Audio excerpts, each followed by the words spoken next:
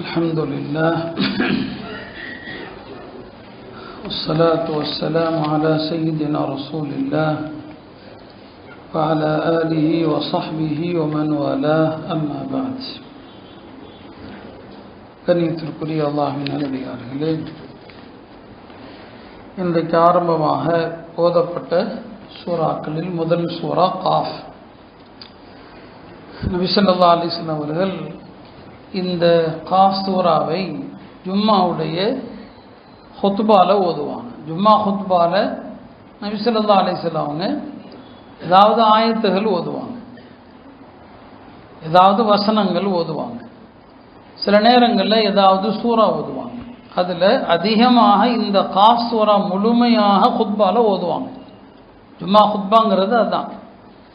எந்த அளவுக்கு இந்த சூறாவை அதிகமாக ஓதுனாங்கன்னு சொன்னால், ஒரு சஹாபி பெண்மணி உம்மு ஹிஷாம் அவங்க சொல்கிறாங்க, எங்களுடைய வீடும் நபி ஸல்லல்லாஹு அலைஹி வஸல்லம் வீடும் பக்கத்தில் தான் இருக்கும். நபி ஸல்லல்லாஹு அலைஹி வஸல்லம் அவங்க ஒவ்வொரு ஜும்மாவிலும் இந்த காஃப் சூறா ஓதுவார்கள். அதை கேட்டு எனக்கு மனப்பாடம் ஆயிடுச்சுன்னு சொன்னாங்க. இப்போ எந்த அளவுக்கு இந்த சூறாவை அவர்கள் ஓதினார்கள் என்று பாருங்கள். அது மட்டுமல்ல, நபி ஸல்லல்லாஹு அலைஹி வஸல்லம் அவர்கள் ஜும்மாவுடைய தொழுகையில் சில குறிப்பிட்ட சூறாக்களை ஓதுவாங்க. சில வாரங்கள் சப்பிஹிஸ்ம ஓதி ஹல்லத்தாக்க ஹதீசுல் காஷியா ஓதுவாங்க. சில நேரங்களில் சூரத்துல் ஜும்மாவும் இதா ஜாஅக்கல் முனாஃபிகூனும் ஓதுவாங்க. சில வாரங்களில் நபி ஸல்லல்லாஹு அலைஹி வஸல்லம் அவங்க ஜும்மாவுடைய முதல் ரக்காத்தில் இந்த காஃப் சூறாவை முழுசாக ஓதுவாங்க. ரெண்டாவது ரக்காத்தில் இன்றைக்கு ஓதப்பட்ட இக்தரபத்தி ஸாஅ அதை ஓதுவாங்க. இவர் ரெண்டு எவ்வளோ பெரிய சூறா பாருங்க. முதல் ரக்காத்தில் காஃப் சூறா ஓதுவாங்க, ரெண்டாவது ரக்காத்தில் இக்தரபத்தி ஸாஅ ஓதுவாங்க.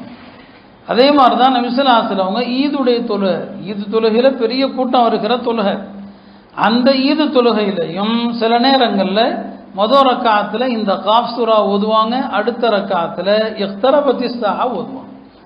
அப்போ பாருங்க, நபி ஸல்லல்லாஹு அலைஹி வஸல்லம் ஏன் இந்த சூறாவை அதிகம் ஓதுனாங்க?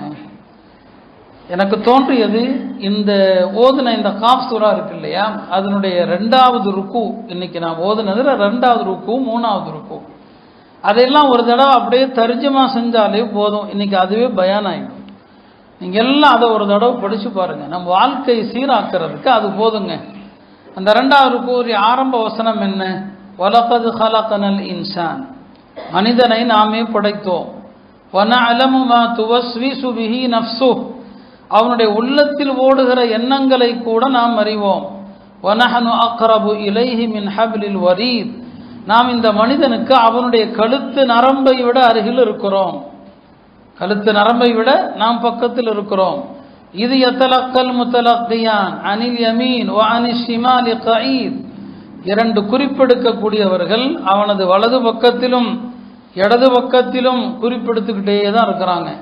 மா யல்ஃபிது மின் கௌலின், அவன் எந்த வார்த்தையையும் பேசுவதில்லை.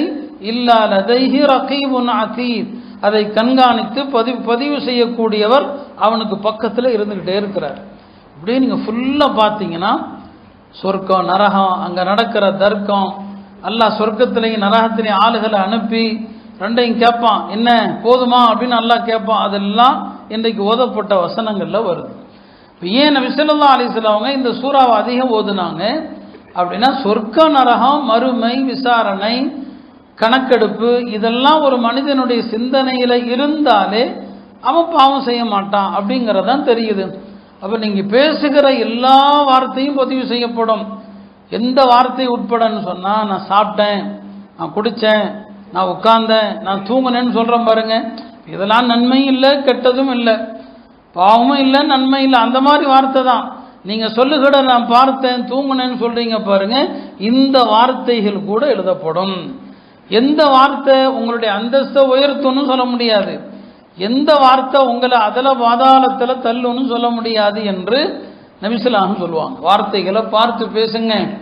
சில வார்த்தைகள், சில நல்ல வார்த்தை, அதை நீங்கள் லேசாக நினச்சி சொல்லியிருப்பீங்க, உங்களுடைய உயர்வுக்கு அதுவே காரணமாகும். சில சாதாரண வார்த்தையாக நினச்சி ஒரு பாவச் சொல்லுவீங்க, உங்களை அது அதில் பாதாளத்தில் தள்ளிடும்னு சொன்னாங்க.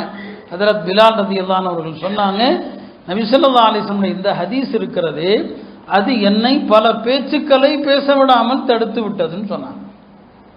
பல பேச்சுக்களை நான் பேசல அப்படின்னு சொன்னாங்க. ஆக இதுல அல்லாஹ் அதை பத்தி சொல்றான். அடுத்து அல்லாஹ் சொல்றான், வஜாஅத் சக்ரத்துல் மௌத்தி பில் ஹக்ங்கிறான். வஜாஅத் சக்ரத்துல் மௌத், மரண அவதி, மரண கஷ்டம், எல்லா உண்மைகளையும் கொண்டு வந்து விட்டதுங்கிறான். ذَلِكَ مَا كُنْتَ مِنْهُ تَحِيدٌ, அந்த மரணத்தை விட்டு தான் நீங்க எப்படியாவது தப்பிக்கலான்னு ஓடுனீங்க இல்லையா? ஒரு வயிற்று வலியா டாக்டர்கிட்ட போறோம் மரண பயத்துல இல்லையா? திடீர்னு நெஞ்சு வலிக்குதா உடனே டாக்டர்கிட்ட ஓடுறோம் மரண பயத்துல. எதை விட்டு நீங்க ஓடுனீங்களோ அந்த அந்த அவதி மரண கஷ்டம் வந்தே தீரும் என்று அல்லாஹ் குறிப்பிடுறான். அருமையானவர்களே, நாம் அடிக்கடி மரணத்தை பற்றி தான் பேசணும், மரணத்தை தான் நாம் யோசிக்கணும். அதிலும் குறிப்பாக இந்த காலம் அல்லாவே சொல்கிறான் பாருங்க, இக்தரபத்தி ஸாஅங்கிறான், கியாமத்து நெருங்கிடுச்சுங்கிறான். இப்போ நம்ம எல்லாருக்குமே ஒரு சந்தேகம் என்ன, எல்லாரும் கியாமத்து நெருங்கிடுச்சுன்னு பயானில் சொல்கிறாங்க. நபிசுல்லாஹம் வந்து 1500 வருஷம் ஆச்சு அப்படின்னு நம்ம நினைக்கிறோம். நெருக்கம் தூரங்கிறது நம்முடைய புரிதலில் உள்ளது கிடையாது. கியாமத்து நெருங்கிடுச்சுன்னு யார் சொல்ல முடியும், எப்போ சொல்ல முடியும்? உலகம் எப்போ தோன்றுச்சு அப்படிங்கிற அறிவு இருக்கணும். உலகம் தோன்றி எத்தனை லட்சம் ஆண்டுகள்ங்கிற அறிவு இருக்கணும்.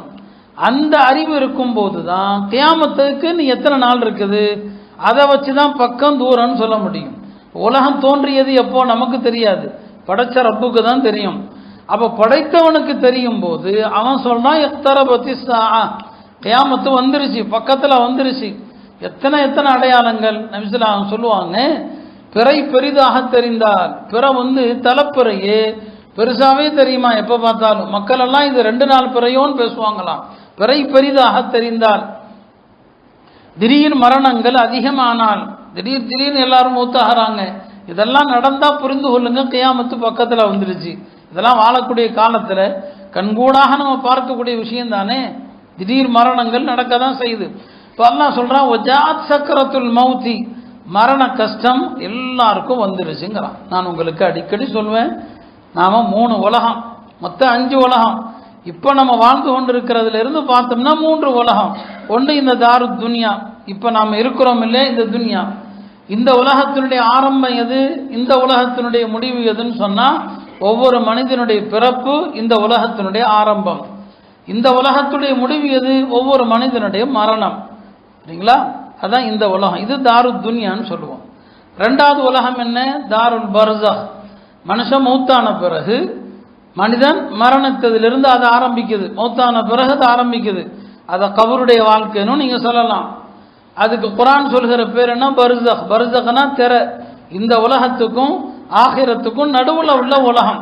சூரத்துர் ரஹ்மான்ல கூட வருது இல்லையா, பைனஹுமா பர்ஸஹுன். பர்ஸஹ்னா திரைன்னு அர்த்தம். அப்போ அந்த பர்ஸஹுடைய உலகம் இருக்கு பாருங்க, அதனுடைய ஆரம்பம் எது, நீங்க மௌத்தானதிலிருந்து ஆரம்பிக்குது. அதனுடைய முடிவு எது, சூர் ஊதப்படுற வரைக்கும். அது எத்தனை யுகங்கள் அல்லாஹ் ஒருத்தன் தான் அறிவான். சரிங்களா? அதுக்கப்புறம் 3வது உலகம் தான் என்ன, தாருல் ஆஹிரா. தாருல் ஆஹிராங்கிறது என்ன, சூர் ஊதப்பட்டு எல்லாரும் மண்ணறையிலிருந்து எழுந்ததிலிருந்து, அதுக்கப்புறம் விசாரணை, அதுக்கப்புறம் சொர்க்கமோ நரகமோ போகிற பிறகு உள்ள உலகம் தான் தாருல் ஆஹிரா. 3 உலகம் இருக்குது.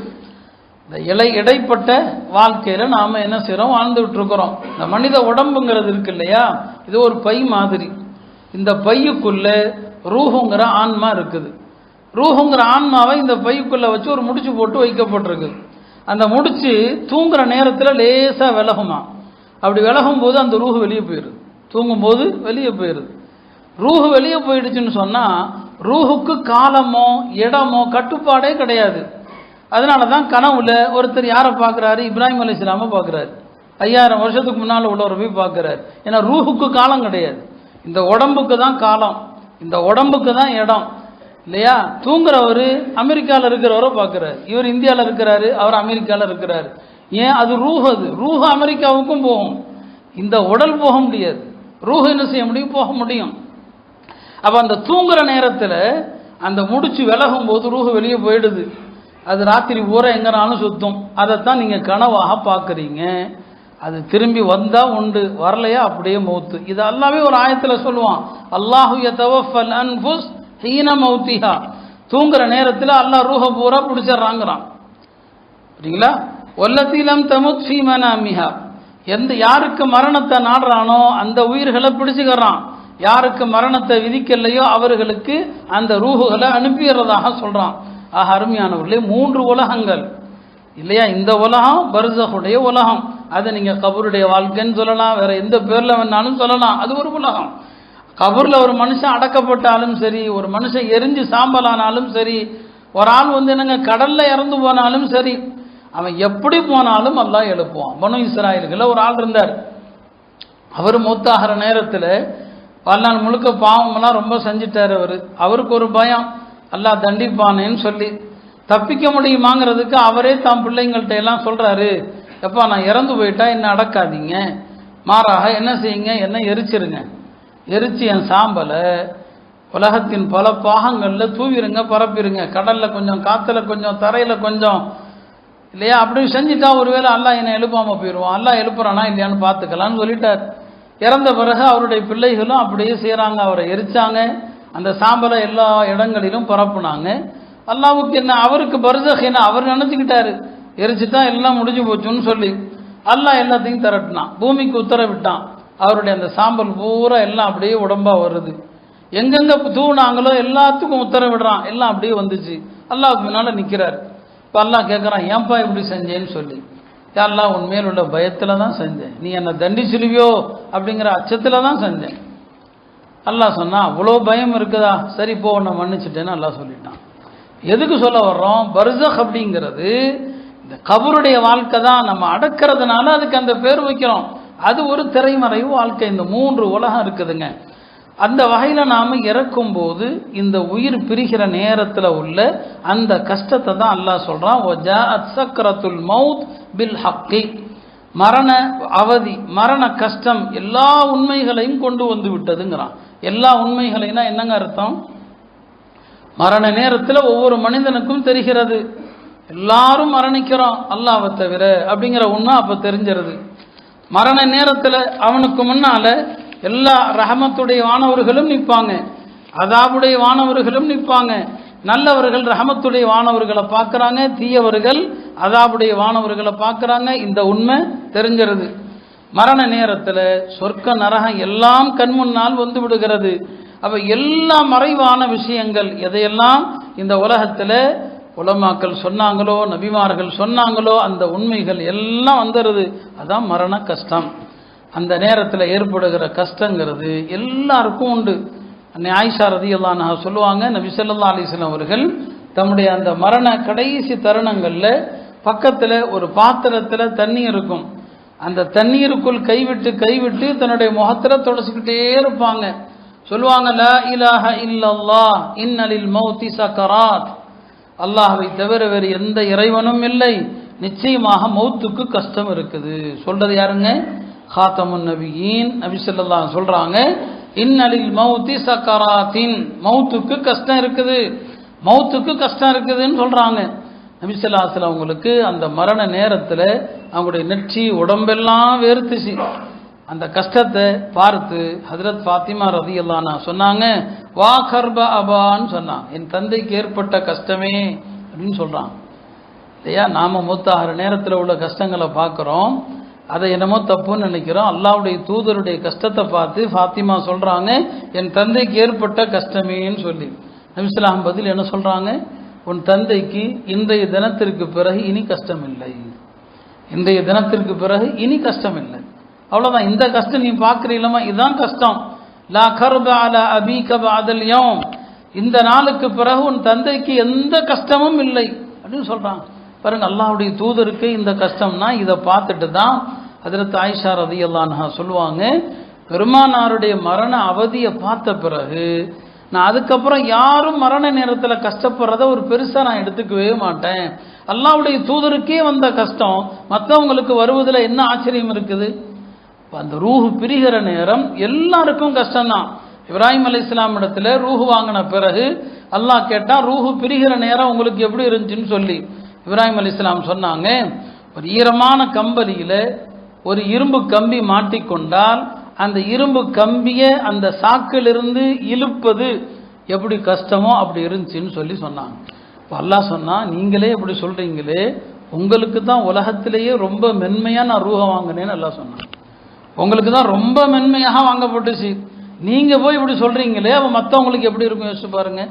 மூசா அலைஹிஸ்ஸலாம் இடத்துல அல்லாஹ் கேட்டான், உங்களுடைய ரூஹு பிரிகிற நேரம் உங்களுக்கு எப்படி இருந்துச்சுன்னு சொல்லி சொன்னாங்க. உயிரோட ஒரு குருவியை ஒரு பொரிக்கிற ஒரு எண்ணெயில் சுடுகிற எண்ணெயில் போட்டால் அந்த குருவியின் நிலை எப்படியோ அப்படி எனக்கு இருந்ததுன்னு சொன்னாங்க. இதெல்லாம் யாருடைய நிலை? நபிமார்களுடைய நிலை. அந்த நபிமார்களுக்கே இவ்வளவு கஷ்டம் அப்படின்னு சொன்னால், இப்போ சராசரி மனிதர்கள் ஒஜா அசக்ரத்துல் மவுத் இந்த ஆயத்தை சஹாபாக்கள் ஓதும்போது தேம்பி தேம்பி அழுவாங்க. மரண கஷ்டங்கள் வந்தே விட்டது. அன்னை ஆயிஷா அபூபக்கர் ரலியல்லாஹு மரண தருவாயில் இருக்கும்போது அன்னை ஆயிஷா அவர்கள் ஒரு கவிதையை படித்தாங்க. அது ஒரு அறியாமை கால கவிதையை படித்தாங்க. ஹஜ்ரத் அபூபக்கர் சொன்னாங்க, மகளே இந்த நேரத்தில் இந்த கவிதையை சொல்லாதம்மா, மூத்தாகிறதுக்கு பொருத்தமான ஒரு கவிதையை சொன்னாங்க ஆயிஷா. இந்த கவிதையை சொல்லாதம்மா, அதுக்கு பதிலாக இந்த ஆயத்தை ஓது. வஜாஅத் சக்கரத்துல் மௌத்தி பில் ஹக்கி, நிச்சயமாக மரண அவதி எல்லா உண்மைகளையும் கண்முன்னால் கொண்டு வந்து விட்டது. இந்த நேரத்தில் நீ எனக்கு இந்த ஆயத்தலாமா ஓதணும் அப்படின்னு சொன்னாங்க. அப்போ மரண கஷ்டம் எவ்வளவு கடுமையானது. மரண நேரத்தில் 2 வகையான கஷ்டம் இருக்குது அருமையானவர்களே. ஒன்று உடல் ரீதியான கஷ்டம், இந்த உடம்பிலிருந்து உயிர் வெளியேறுகிற அவதி ஒன்று இருக்கும். இன்னொரு பக்கம் என்ன தெரியுமா, அது அதை விட பெரிய முசீபத்து. உங்கள் முன்னால் இப்லீஸ் வருவான். மலக்குகள் வர்றதுக்கு முன்னால் இப்லீஸ் வந்து உலகத்தில் இருக்கிற எல்லா மதத்தையும் காட்டி, இதுதான்பா மதத்துக்கு மாறிடும் பானா, இந்த மதத்துக்கு நீ மாறிடு என்று சொல்வானா.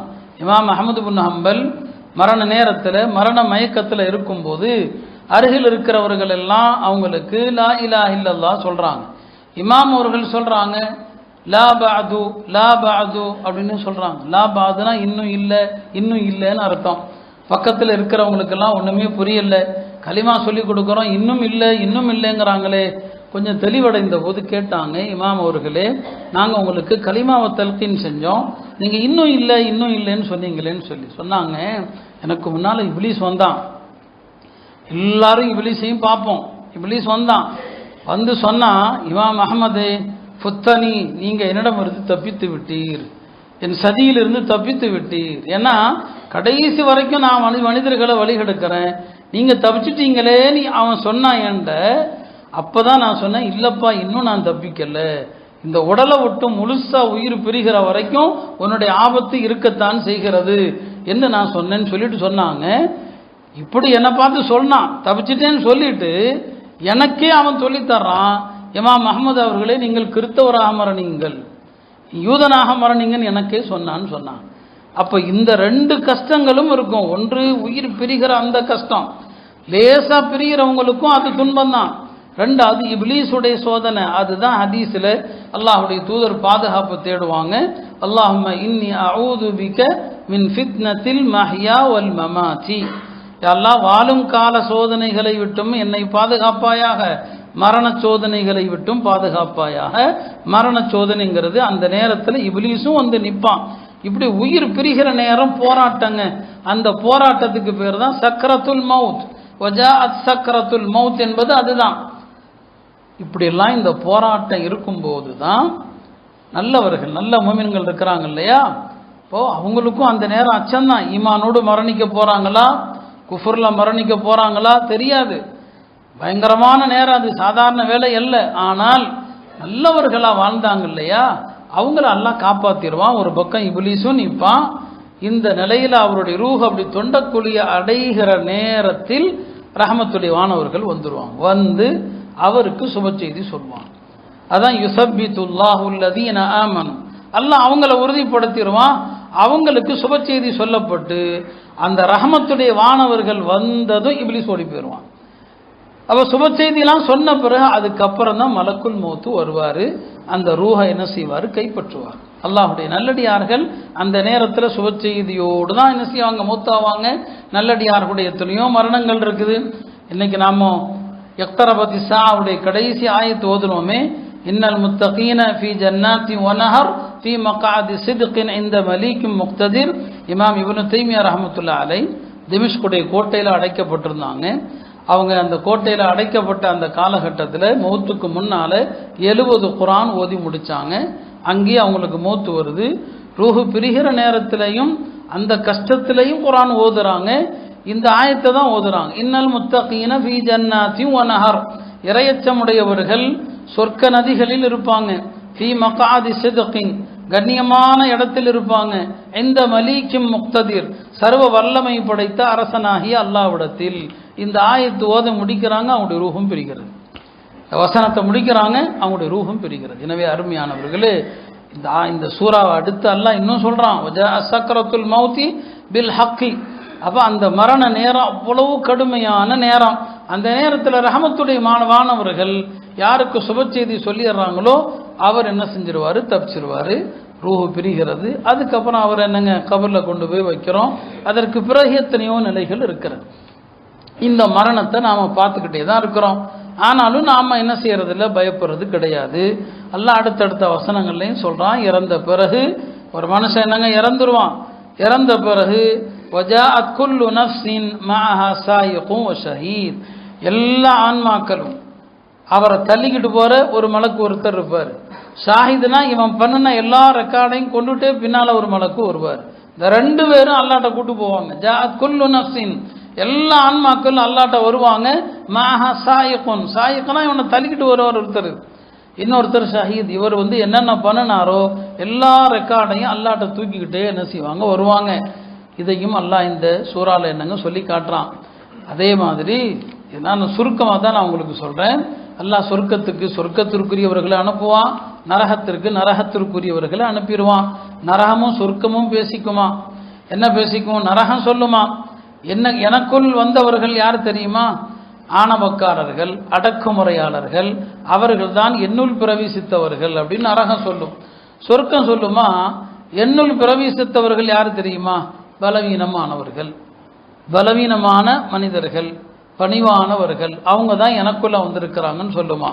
இந்த ரெண்டும் சொர்க்கமும் நரகமும் பேசும்போது அல்லாஹ் சொர்க்கத்தை பார்த்து சொல்வான், நீ என்னுடைய அருள், இந்த அருளை யாருக்கு நான் நாடுகிறேனோ அவர்களுக்கு தருகிறேன். நரகத்தை பார்த்து அல்லாஹ் சொல்வான், நீ என்னுடைய வேதனை, எனக்கு மாறு செய்தவர்களை ஒன்னில் நான் பிரவேசிக்க செய்கிறேன் என்று சொல்லிவிட்டு அல்லாஹ் நரகத்தை பார்த்து கேட்பான், இவ்வளோ பேரை உள்ள தள்ளிட்டனே, உனக்கு வயிறு நிரம்பிச்சான்னு கேட்பான். ஹலிம் தலி, இன்னைக்கு ஓதுனா இதெல்லாம் குரானில் வருது, கதையில் ஹலிம் தலி, நிரம்பிடுச்சா அப்படின்னு கேட்பான்ல. நரகம் சொல்லுமா, ஹல்மீம் மஸ்ஜித், இன்னும் ஆள் இருக்கிறாங்களான்னு கேட்குமா. ஹல்மீம் மஸ்ஜித், இன்னும் ஆளுக இருக்கிறாங்களா அப்படின்னு நரகம் கேட்குமா. அப்போ இன்னும் ஆளை கொடுன்னு கேட்கும்போது அல்லாஹ் தன்னுடைய பாதத்தை தூக்கி அந்த நரகத்தில் வைப்பான். பாதம் வருது, நம்ம நம்பணும், ஈமான் வரணும். அல்லாஹ் தன்னுடைய பாதத்தை வச்சதும் சொல்லும், போதும் போதுன்றோம், போதும் போதும் அந்த நரகம் என்னங்க சொல்லும். இதையெல்லாம் அல்லாஹ் இங்கே என்னங்க குறிப்பிடுறான். அடுத்து சொர்க்கம் யாருக்கு நெருக்கமாக்கப்படும் என்பதை பற்றி எல்லாம் அல்லாஹ் சொல்லுகிறான். இந்த வசனங்களை அப்படியே ஒரு தர்ஜமா மேலோட்டமாக நீங்கள் படித்து பாருங்க, நமக்கு தெரியும். எத்தனையோ பேரை நாம் அடக்கிறோம். நபி ஸல்லல்லாஹு அலைஹி வஸல்லம் ஒரு முறை மதீனால கொஞ்சம் போயிட்டு இருந்தாங்க, குதிரையில் எங்கேயோ போயிட்டு இருந்தாங்க. திடீரென்று அந்த குதிரைகள்லாம் வளமைக்கு மாற்றமாக சீரிப்பாகிறது. இப்போ நபி ஸல்லல்லாஹு கட்டுப்படுத்த கண்ட்ரோல் பண்ண முடியாமல் கஷ்டப்படுத்தி ஒரு வகையாக கட்டுப்படுத்திட்டாங்க. பிறகு அந்த குதிரையில் விட்டு இறங்கி தோழர்கள்ட்ட கேட்டாங்க, இந்த பகுதியில் ஏதாவது கபர்கள் இருக்குதான்னு கேட்டாங்க. இப்போ தோழர்கள் சொன்னாங்க, ஆம் யா ரசூலல்லாஹ், அறியாமை காலத்தில் இறந்து போன காஃபிர்களுடைய கபர் இருக்குது. அப்படியா? அந்த கபரில் வேதனை நடக்குது, அந்த கபரில் மண்ணறையில் பயங்கரமான வேதனை நடக்குது. அந்த வேதனையை மனிதர்கள் ஜின்னுகளை தவிர எல்லாரும் உணர்றாங்க. என்னுடைய குதிரை அந்த வேதனைக்கு பயந்து தான் தாறுமாறாக ஓடுச்சு. அந்த கபரில் நடக்கிற வேதனையை நான் பார்த்த மாதிரி உங்களுக்கும் காட்ட முடியும். நான் உங்களுக்கு காட்டுனேன்னு சொன்னால் நீங்கள் இறக்கிற எந்த மனுஷனையும் குழியில் போட்டு புதைக்க மாட்டீங்கன்னு சொன்னான். லவ்லா அன் ததாஃபனு, நீங்கள் இறக்கிற மனிதர்களை அடக்கம் செய்யாமல் விட்டு விடுவீர்களோ அப்படிங்கிற அந்த பயம் மாத்திரம் இல்லை என்று சொன்னால் இந்த அதாவுடைய சத்தத்தை உங்களுக்கும் நான் கேட்க செய்திருப்பேன்னு சொன்னான். அருமையானவர்களே, அந்த வாழ்க்கையை நாம் என்னைக்காவது நினைச்சோமா? அடக்கிடுறோம். நான் அடிக்கடி உங்களுக்கு சொல்வது தான், ஹதீஸ்ல வருது, ஒரு மனுஷனை கபரில் அடக்கிட்டு வந்துடக்கூடாது, நின்று ரொம்ப நேரம் துவா செய்யணும். எவ்வளவு நேரம் துவா செய்யணும் தெரியுமா?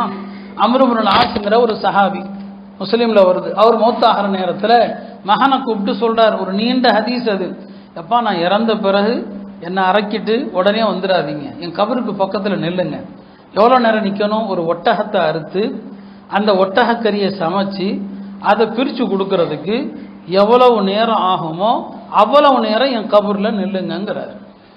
ஒட்டகத்தை அறுக்கிறதா உள்ளதுலேயே கஷ்டம். ஆட்டை அறுக்கிறத விட, மாட்டை அறுக்கிறத விட ஒட்டகத்தை அறுக்கிறது கஷ்டம். ஒட்டகத்தை அறுத்து அதனுடைய தோலை உரிக்கிறதுக்கு நேரம் ஆகும். தோலை உரித்து அந்த கறியெல்லாம் வெட்டி அதுக்கப்புறம் சமைச்சு அதை எல்லாத்துக்கும் கொடுக்க எவ்வளோ நேரம் ஆகும்? யோசிச்சு பாருங்க. அவ்வளவு நேரம் என் கபூரில் நின்று எனக்காக பாவ மன்னிப்பு தேடுங்கள்னு சொன்னாங்க. நபி ஸல்லல்லாஹு அலைஹி வஸல்லம் எந்த மையத்தையும் அடக்கிட்டு உடனே திரும்பியதாக ஹதீஸே கிடையாதுங்க. கபூரில் நிற்பாங்க, ரொம்ப நேரம் நிற்பாங்க, நின்று துவா செய்வாங்க. இது நம்ம செய்கிறதே கிடையாது இல்லையா? இவர் என்னென்னமோ சம்பிரதாயங்களை செய்கிறோமே தவிர அந்த இறந்த மனிதன் உங்களுடைய பரிந்துரைக்கும் உங்களுடைய துவாவிற்கும் ரொம்ப ரொம்ப ரொம்ப ரொம்ப தேவையுள்ளவர். நீங்கள் அங்கே நின்று சொல்லணும், யா அல்லாஹ் நாங்கள் இவருக்கு பரிந்துரை செய்ய வந்திருக்கிறோம். ஹதீஸில் வந்திருக்கிற வாசம், இவருக்கு நாங்கள் பரிந்துரையாளர்களாக வந்திருக்கிறோம். யா அல்லாஹ் இவரை மன்னிச்சிரு, யா அல்லாஹ் இவரை மன்னிச்சிரு. நீங்கள் அரபியில் தான் கேட்கணுங்கிறது இல்லை, தமிழில் கேட்டுக்கிட்டே இருங்க. அல்லாஹ் மன்னிச்சிரு, அல்லாஹ் மன்னிச்சிரு. நிற்கிற எல்லாரும் தனித்தனியாக கேளுங்க.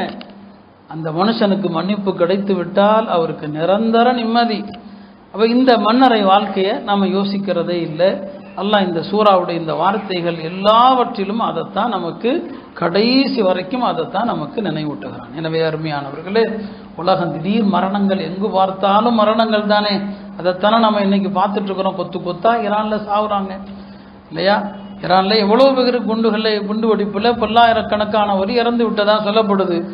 இன்னும் இந்த போர் நீடிச்சா என்ன ஆகும் நமக்கு தெரியல. அதனால் என்னென்ன தட்டுப்பாடுகள் வருது பார்க்குறீங்க. எல்லா பொருள்களுடைய தட்டுப்பாடும் வருது. அப்போ உலக அழிவுங்கிறது நெருங்கி கொண்டு தான் இருக்குது. இஃப்தரபத்தி ஸாஅ, உலக அழிவு நெருங்கிடுச்சுன்னு அல்லாஹ் சொல்கிறான். எனவே இனியும் துனியாங்கிற அந்த வாழ்க்கையில் இருக்க வேண்டாம். ரமலான் முடியக்கூடிய நேரம் வந்துருச்சு. அல்லாஹ்விடத்தில் தௌபா இஸ்திக்ஃபார் செய்து நம்முடைய ஆகிரத்துடைய வாழ்க்கையை செம்மைப்படுத்துவதற்கு முயற்சிப்போமாக. அல்லாஹ் நம் எல்லோருக்கும் நல்ல மரணத்தை தருவானாக. மரண நேரத்தில் ஷைத்தான் ஏற்படுத்துகிற எல்லா குழப்பங்களை விட்டும் அல்லாஹ் நம்மை பாதுகாப்பானாக. வ ஆகிரு தஅவானா அல்ஹம்துலில்லாஹி ரப்பில் ஆலமீன்.